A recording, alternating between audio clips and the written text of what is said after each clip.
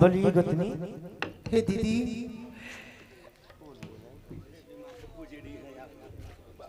हे दीदी, यहाँ पर रोने धोने से समस्या का समाधान नहीं होने वाला। बाप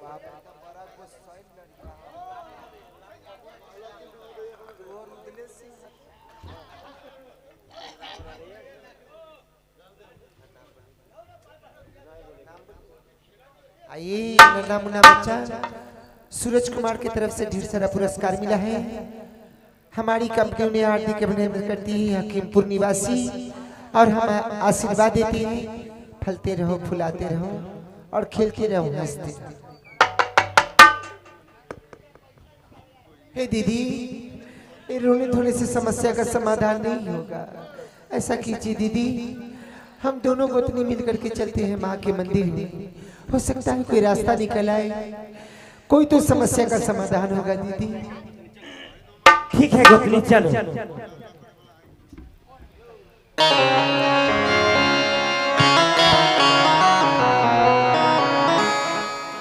आहा पाचे पाचे पाना, आहा पाचे पाचे पाना, पाचे हाथ सैनी हम कबूल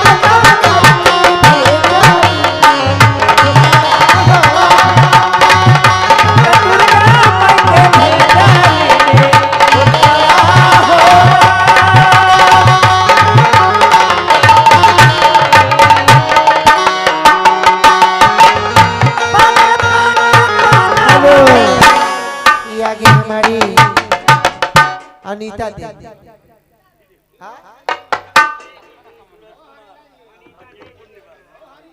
तो अनीते देवी तक है।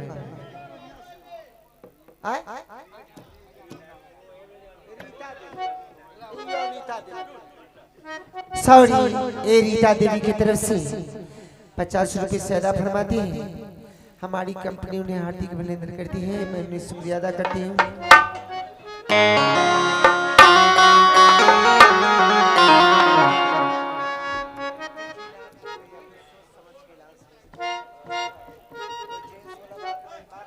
हम तो दुर्गा माई के भेजाली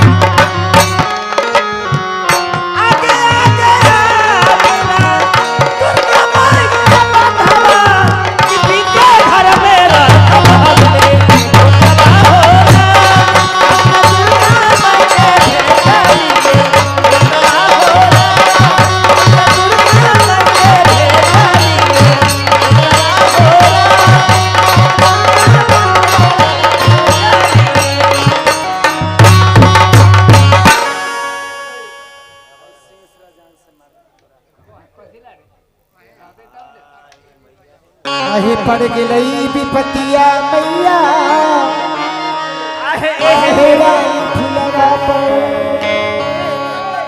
आहे चली चकालिया है मैया, आहे तोहरा दुआ, आहे करिता माता तबाह मैया, आहे मेरिया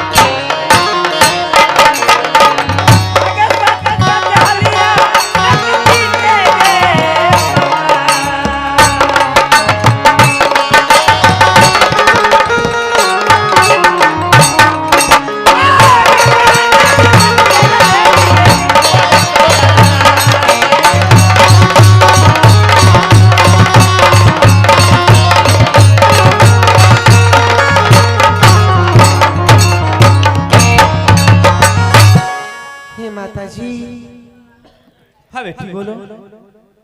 जब मैं शादी होकर के आई राजमहल में, बहुत सी सहेलियां, बहुत गेस्ट लोग, हमारी सासू माँ थी, हल्ला करे जाए माता से। हे माता जी, हाँ बेटी। जब मेरे मुख दिखाई का रस्म हो रहा था, हमारी सासू माँ आई और जब मेरे मुख से घूंघट उठाया और जब मेरा मुख देखा मेरी माँ, उसके बाद सासू माँ कहा हमारे पति से, बेटा एक कैसा बहू उठा करके ले आया है तू, और जिसका तू बड़ाई करते हो, जिसे तू फूल का वजन करते हो, हमारी चंद्रा से खूबसूरत नहीं हो सकती। हमारी चंद्रावती के जो पांव में रूप है, ये महारानी फूला के मुख में रूप नहीं है। उसके बाद सासू माँ चली गई। मेरे पति मेरे साथ सुहाग रात मनाना चाहे, लेकिन मैंने सुहाग रात मनाने के लिए इनकार हो गई माता जी, और मैंने उनको गुरु का कसम धरा दिया कि मैं आपके साथ सुहाग रात नहीं मना सकती। जब तक आप चंद्रावती का डोला लेकर के नहीं है राजबंधु से, तब तक मैं आपके साथ कोहबर नहीं करूंगी। वो आज जीवन के लिए कसम खा गए कि मैं तुम्हारे साथ कोहबर नहीं करूंगा। हे माता जी, सारा कसूर, सारा गलती मेरा है। नहीं मैं उनको कसम धरा थी गुरु का, नहीं वो गठबांधों में जाती, और नहीं वहां जाके बलिसार पड़ती। हे माता जी, अब वहां से बलिसार छूट करके मेरे पति कैसे आएगी? बहुत चिंतित हूँ मैं। नहीं बेटी, इस समस्या से आप कुछ तो कर सकते हैं, कोई तो रास्ता दिखा सकते हैं माता जी। मैं अवश्य बताऊंगी बेटी। चलो हमारे साथ इस जमीन के अंदर जो मैं सुन करूंगी, वही सुन के अंदर तुम लोग को मैं ले चलूंगी। चलो ठीक है माता जी।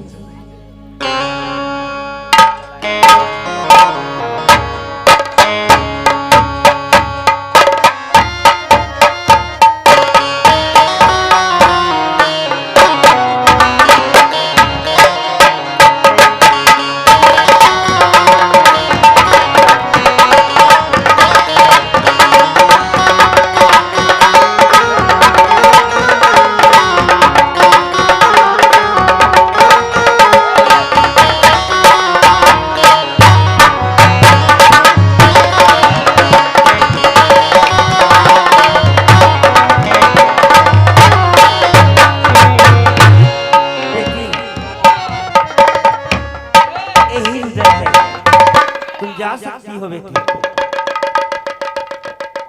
यही मेरे पति हैं। हे भगवान,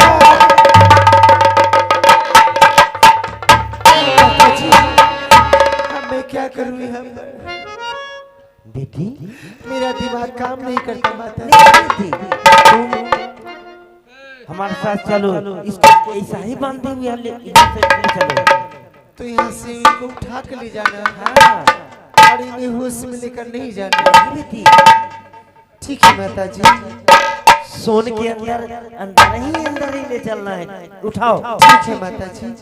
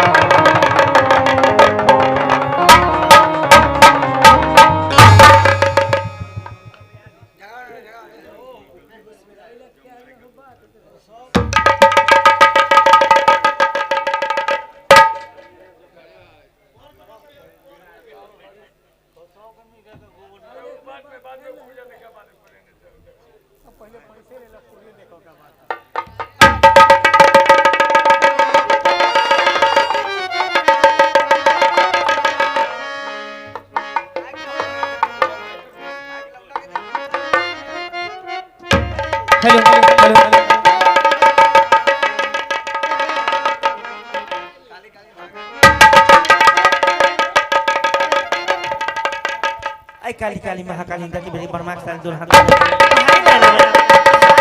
तो हाथ कर दी तो हाथ दे दी है जो मन करे हेलो हेलो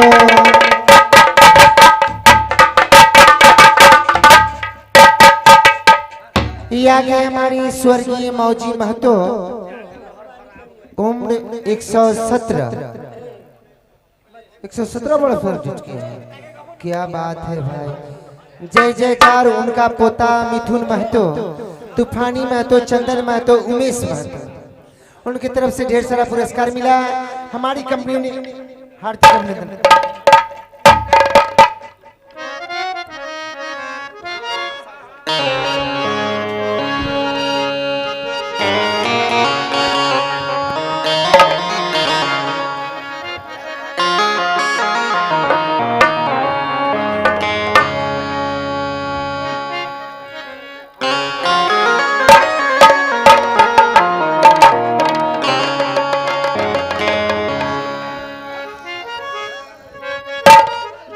अरे हम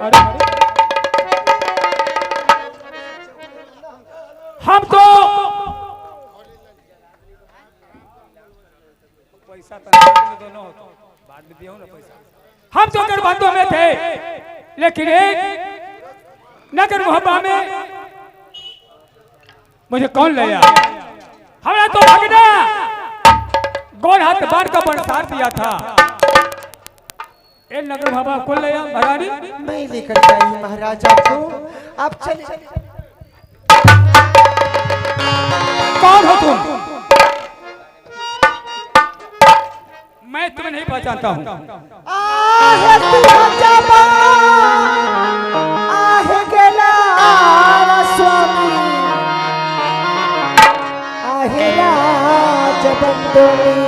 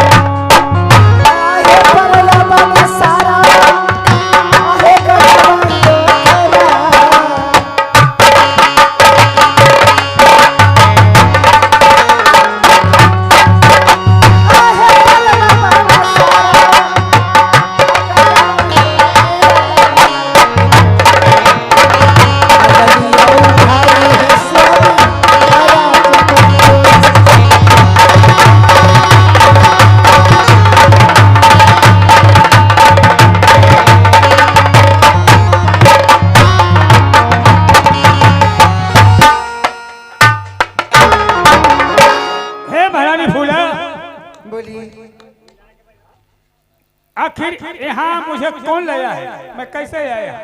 मैं लेकर के आई हूँ, दीदी लेकर आई है। क्यों? अगर मैं आपको वहाँ से बंसार छुड़ा करके नहीं लाती तो आप वहाँ पर मारा पड़ जाते। महारानी भूले, हम कायर नहीं, हम कोई वीर का औलाद है, हम छतरी हैं। वहां से तू चुप से उठा के ले आई है। आज सूरज क्या समझेगा कि हमारा मामा रुदा सिंह चुप से यहाँ से भाग गए डर से। ये हमारा शिकायत होगा, छात्रियों के नाम पर कलंक होगा। यदि अपने आप को भलाई तुम चाहती हो तो जिस ढंग से वहां से तू लाई हो उस ढंग से तू जल्द दोनों पहुंचा दो। यदि तुम नहीं पहुंचाई तो याद करो तुम्हें मारते मारते मैं बर्बाद कर दूंगा यहाँ। आहे स्वामी है सुनला आहे बचना हम नहीं तोरा चाल देबो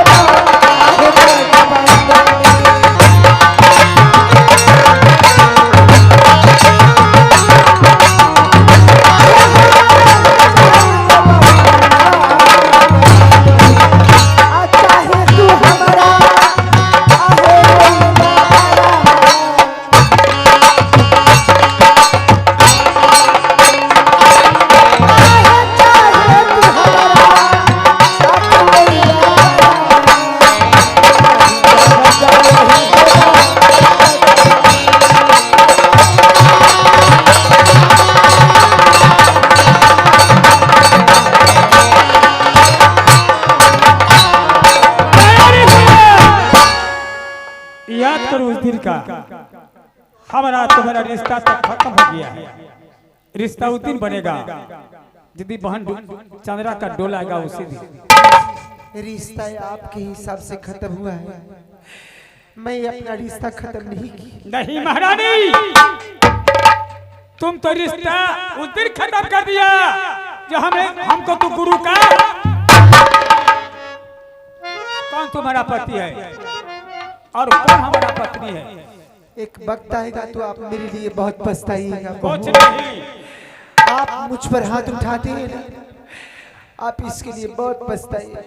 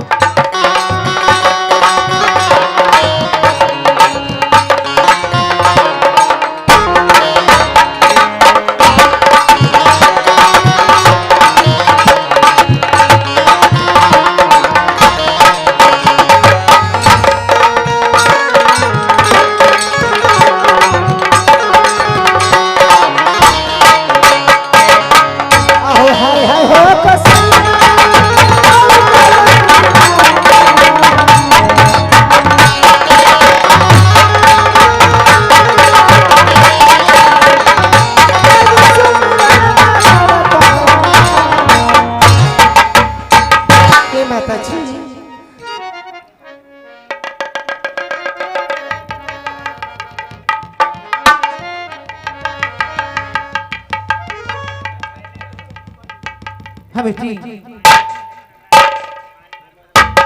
माता जी इनको गढ़वाल तक पहुंचा दीजिए।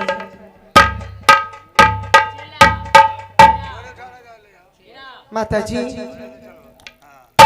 बेटी, तुम जैसे लाई मैं लाई हूँ उसी तरह मैं चलो हमारे साथ। ठीक है माता जी,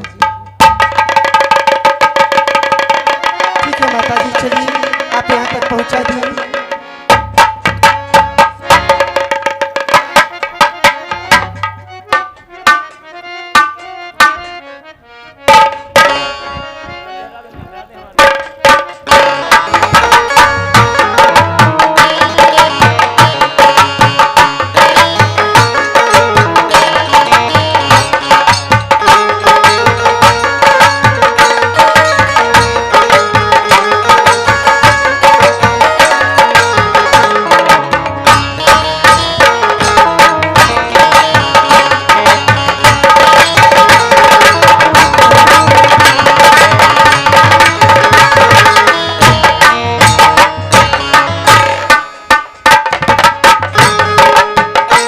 माता जी।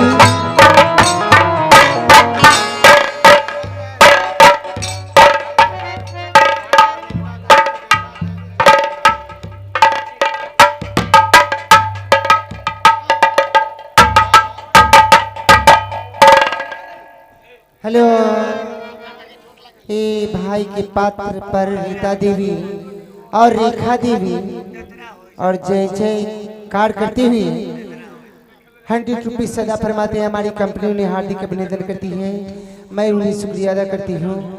आइए हे माता जी, आप स्थान को प्रस्थान कर। ठीक है बेटी। लेकिन माता जी, वक्त आएगा तो मैं फिर आपको खोजूंगी। ठीक है जय बेटी। माता जी, मेरा कोटि कोटि प्रणाम।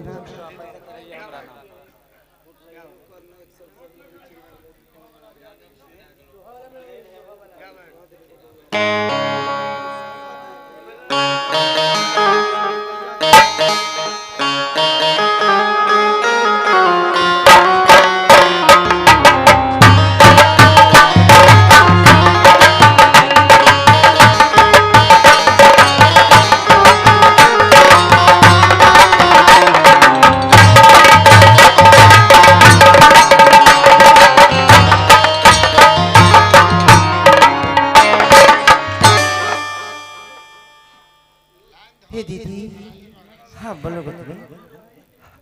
अब तो ऐसा संकट में राज दरबार पर गया है कि कुछ समझ में नहीं आता कि मैं क्या करूं और नहीं करूं। लेकिन एक समझ में आया है मुझे, आप 51 किला में खबर दे करके और सभी राजा सभी वीर लोगों से कही कि हमारे देवर उदय सिंह गठबांधों में बंसार पड़े हुए हैं।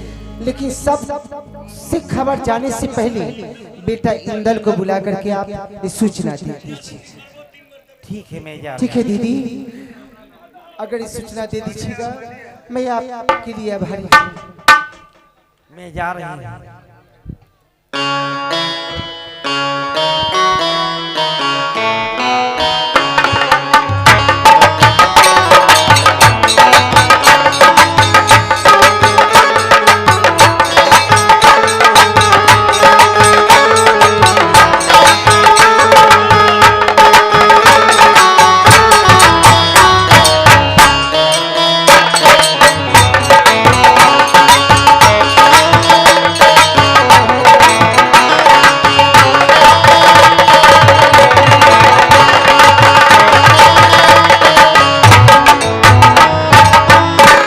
बेटा इंदल, बेटा इंदल,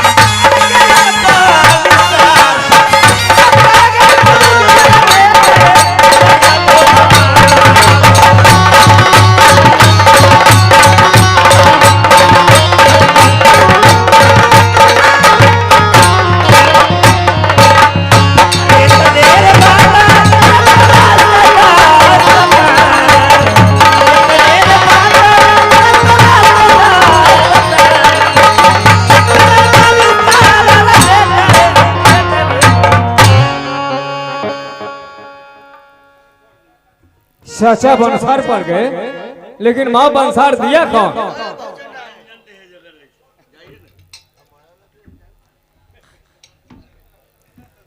बेटा वो भगना जो सूरजा जो है वही बंसार दिए हुआ है। चाचा गठबंधो गए थे। हाँ अब कैसे होगा नहीं होगा तुम सोचो बेटा, वो कैसे छुटकाराएंगे? माँ बंसार पड़े हुए हैं तो छुड़ाने के लिए तो मुझसे अकेले होगा नहीं। 51 किला तक मैं हर वीर को खबर करूंगा, वहां जा जाके मैं हर वीर के साथ जाऊंगा, वहां उनके बंसार छुड़ा के लाऊंगा। ठीक है बेटा जाओ, कैसे छुड़ा कर लाना ही होगा बेटा। ठीक।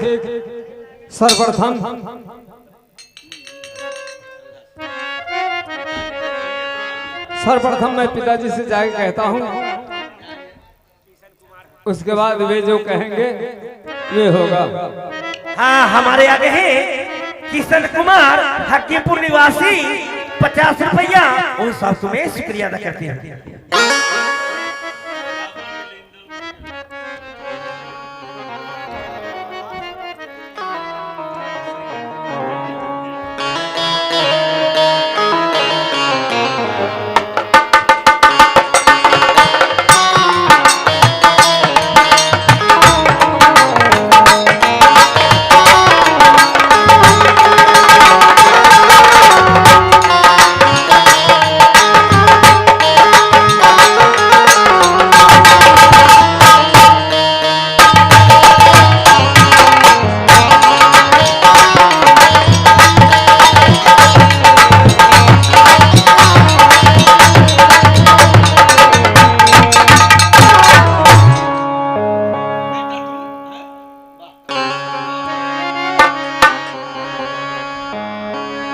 हाथ जोड़िया हो पिताजी का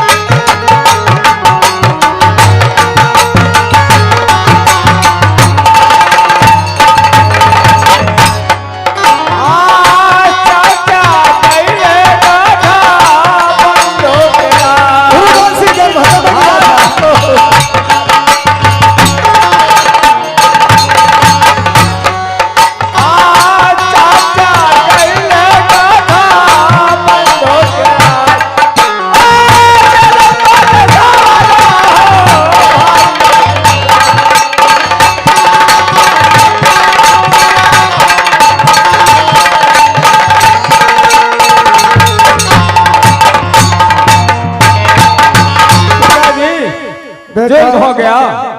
चाचा गए गठबंधु, वहां जाने के बाद सुरजा चाचा को बनिसार दे दिया। भगना सुरजा? हाँ, इसके लिए तो कुछ सोचना होगा। बेटा इंदल, आप जो कहेंगे वही मैं करूंगा। बंसार देने के तो कुछ कारण होगा। हाँ, कारण तो है चाचा। कहे कि किसी कहीं जाना चाहिए तो पूछ के बजाना चाहिए।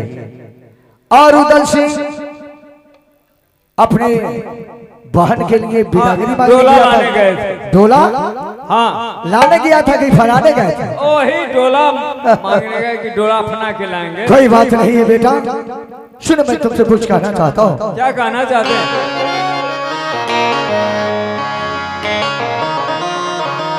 अरे करना फिक्रिया रे दुलरा, अरे राजा वो हवा में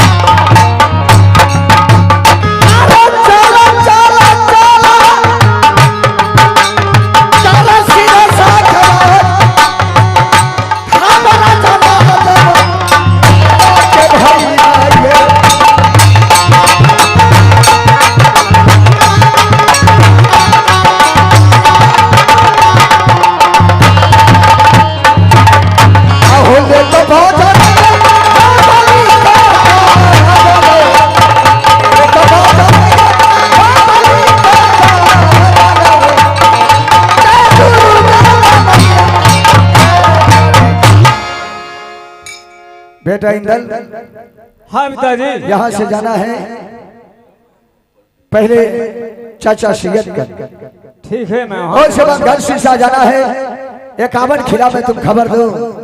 शराबीर के लेके गरबंदों में जाऊंगा और देखूंगा कि भगना सूरजा के कितना ताकत है, और मेरे भाई का बंसार दिया है, शराबीर जाके उसे बंसार छुड़ा के जरूर लाऊंगा। ठीक है पिताजी, मैं जा रहा हूँ, दादा से पहले मुलाकात करूंगा, उन्हें बुला के लाऊंगा यहाँ। और शराबीर के लेके जाना है कहाँ? गरबंदो जाना है। ठीक है पिताजी, आपका जैसा क्या मैं वैसा ही करूंगा। चलो मैं भी पाछे से आऊंगा, इसलिए मैं तो अपने हाथ से कभी तलवार नहीं उठाया, किसी लड़ाई में नहीं गया, लेकिन जरूरत पड़ने से हर कुछ इंसान के करना पड़ता है। इसलिए सारा राजाओं के जुटा के राजबंदों के लिए चलो, उसके बाद मैं आऊंगा और देखूंगा कि सूरजा का माँ के कितनी दूध में ताकत है। चलो बेटा। ठीक है मैं जा रहा हूँ दादा के निकट पहले, उसके बाद यहाँ आके तब मैं आपको बुला के ले चलूंगा। चलो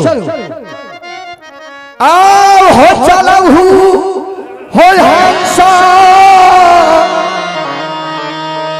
हमारा पूरा लोग में यहाँ हिया पाना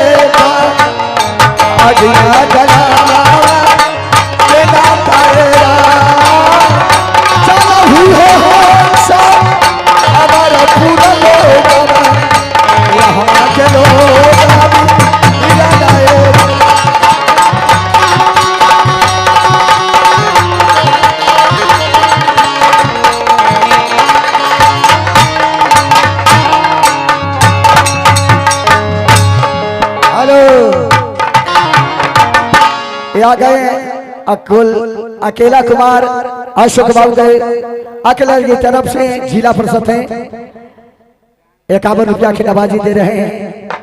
वो सभा नेताजी के मैं हार्दिक अभिनंदन करता हूँ। अरे बहिनी कहेली अरे भैया है भैया कहे बहिनी बहिनी कहेली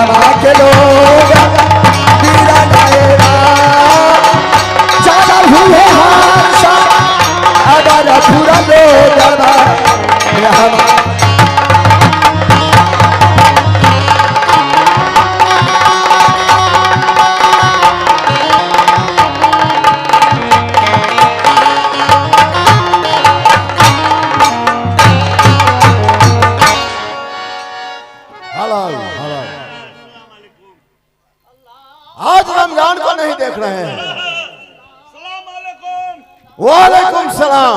कहो खैरियत कैसा है? सब अल्लाह ताला की दुआ है।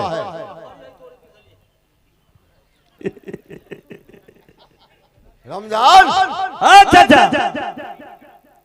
कहो कैसे कैसे आना हुआ? आपसे मिलने के लिए इंदल जी आए हुए हैं नगर मोहब्बत से। क्या बेटा इंदल आया हुआ? जी हाँ। ठीक है, उसको सामने करो। आइए इंदल बाबू।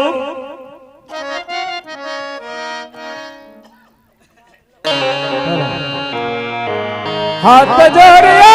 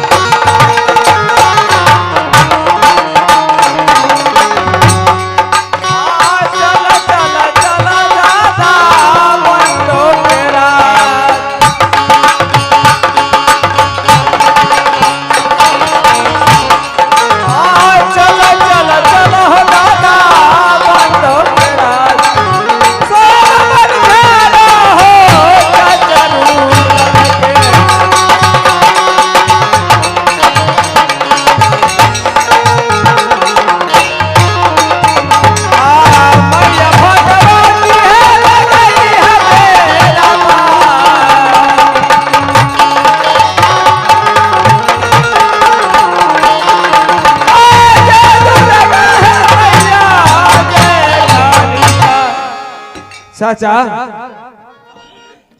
हाँ कहो बेटा। दादा चाचा के घर बंधु हाँ इस काम से गए कि मैं जा रहा हूँ वाहन को डोला लाने।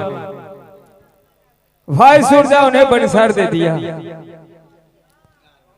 वहां से खबर आया है बंसार सुनाने के लिए, तो मुझसे अकेले नहीं होगा, इसलिए आप भी तैयार हैं।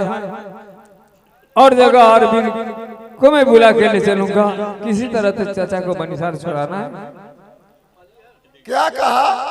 ये बहन को डोला लाने गए थे। ओ समझ गई इस बातों को। अरे 51 किला में रुदल बच कहता है। हाँ आज लेकिन बंसार पड़ गए।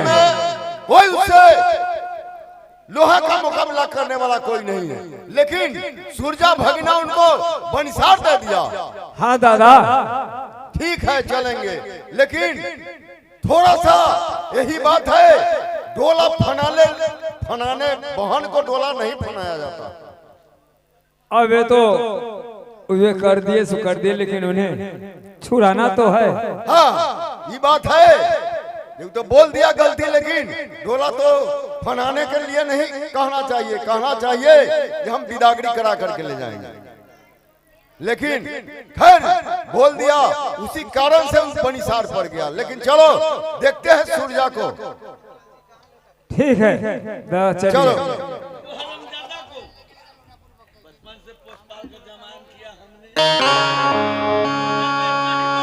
चलो देखते हैं।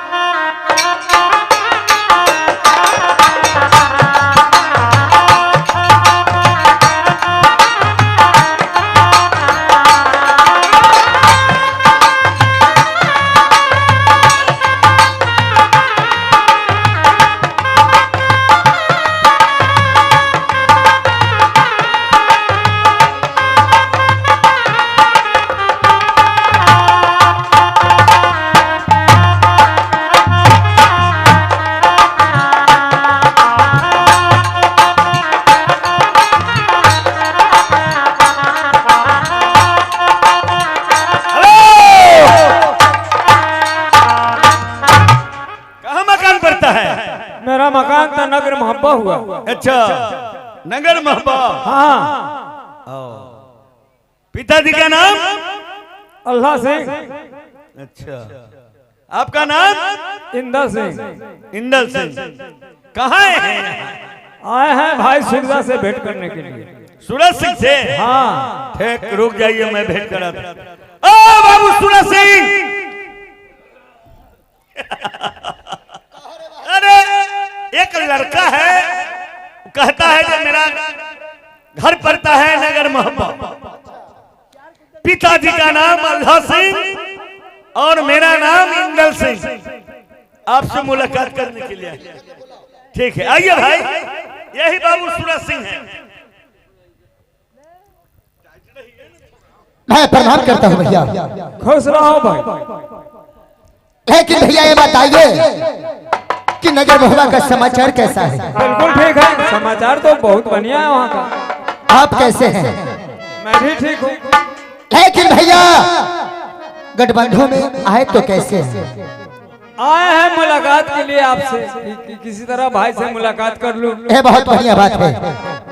और एक बात तो और। क्या है? चाचा यहाँ आए हैं। चाचा? हाँ। किसका चाचा? मेरा चाचा रुदल सिंह। नहीं, यहाँ तो नहीं आए। आपको कौन कहा है कि मामा जी यहाँ आए? हमको पता हुआ है कि मामा चाचा यहाँ आए हैं। नहीं भैया,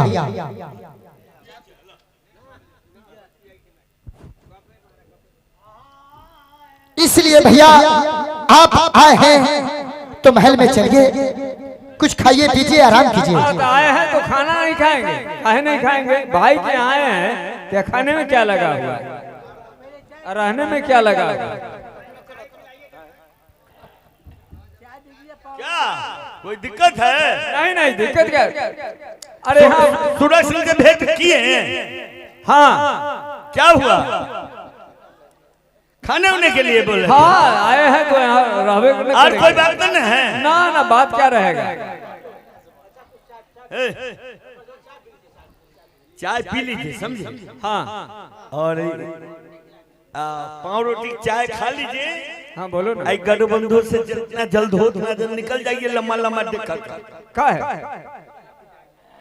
कितना ही आप पिता गया या कहते काय देह में दम दशा ही नहीं है, आए हैं सूरज सिंह से मिलने।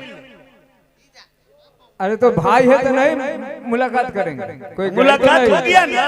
हाँ। भोजन जन कीजिएगा। अरे भोजन कराओगे तब न करेंगे।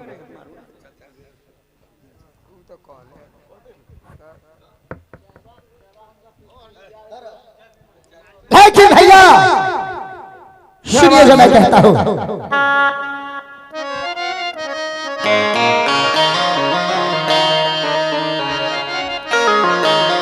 अगर भाई के नाते से आप आए हैं तो ठीक है, अगर चाचा का प्राण लिया है तो भूल जाइए कि भाई का नाता नहीं है।